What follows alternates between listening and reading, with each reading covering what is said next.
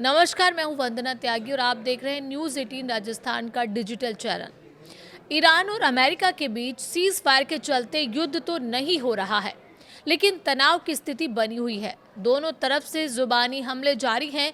इसी वजह से एक दिन समझौते की संभावनाएं दिखने लगती हैं, तो अगले दिन फिर से युद्ध वाली आशंका बढ़ जाती है।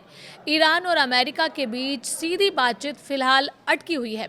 हालांकि अन्य देश इनके बीच समझौता कराने में जुटे हुए हैं, लेकिन अभी तक सफलता नहीं मिल सकी है। बताया जाता है कि इसके पीछे की सबसे बड़ी वजह है ईरान की परमाणु वाली जिद।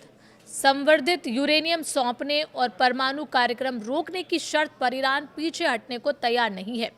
ईरान की तरफ से बातचीत का जो नया प्रस्ताव दिया गया, उसमें भी बात यूरेनियम पर ही अटकी हुई है। दरअसल ईरान की तरफ से बातचीत के लिए 3 चरण वाला एक प्रस्ताव दिया गया था, जिसको लेकर ट्रंप ने व्हाइट हाउस के सिचुएशन रूम में अपने सहयोगियों के साथ बैठक की। इस बैठक में ईरान का प्रस्ताव सुनकर ट्रंप भड़क गए और उन्होंने इस शांति प्रस्ताव को खारिज कर दिया। ईरान ने सबसे पहली शर्त रखी थी कि अमेरिका नाकेबंदी को खत्म करे, इसके बाद बातचीत आगे बढ़ाई जाएगी। इसके अलावा ईरान ने स्थायी रूप से युद्ध खत्म करने की बात कही। हालांकि ट्रंप का मानना है कि इस प्रस्ताव के पीछे ईरान की नीयत ठीक नहीं है। ईरान ने यह ऑफर दिया कि अगर अमेरिका की नाकेबंदी हटा ली जाए तो होर्मुज स्ट्रेट को पहले की तरह खोल दिया जाएगा, लेकिन असली मामला संवर्धित यूरेनियम को लेकर बिगड़ा है। ईरान ने कहा कि बातचीत के दौरान परमाणु प्रोग्राम पर कोई बात नहीं होगी, लेकिन अमेरिका परमाणु प्रोग्राम को ही रेड लाइन बता रहा है।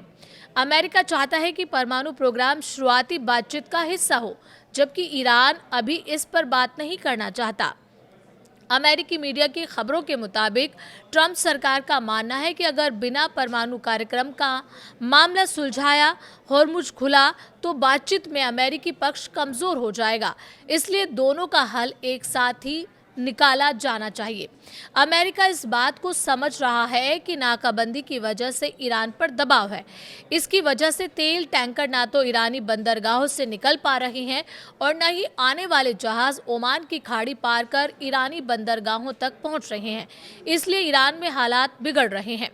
यूएस नाकेबंदी रही जारी तो ईरान के तेल के कुएं होंगे बंद। अमेरिका की नाकेबंदी पिछले 15 दिन से जारी है। ब्लूमबर्ग की रिपोर्ट के मुताबिक अगर ये नाकेबंदी 13 दिन और जारी रही तो ईरान को तेल के कुएं बंद करने पड़ सकते हैं। अगर एक बार 72 घंटों से ज़्यादा तेल के कुएं बंद किए गए तो फिर उन्हें दोबारा शुरू करने में महीनों का वक्त लग सकता है। इससे भविष्य में ईरान का तेल उत्पादन प्रभावित होगा। यही डर ईरान पर दबाव बढ़ा रहा है। इसके अलावा ईरान में आने वाले अनाज और दूसरे जरूरी सामान की आपूर्ति भी प्रभावित हो रही है। आशंका है कि अगर यही स्थिति रही तो ईरान में जरूरी चीजों की कीमतें बेतहाशा बढ़ सकती हैं। अमेरिका नाकेबंदी के बीच चीन और रूस से मदद आना भी मुश्किल नजर आ रहा है। अमेरिका के विदेश मंत्री मार्को रूबियो का कहना है कि होर्मुज स्ट्रेट एक तरह से आर्थिक परमाणु हथियार है, जिसका इस्तेमाल ईरान दुनिया के खिलाफ करने की कोशिश कर रहा है।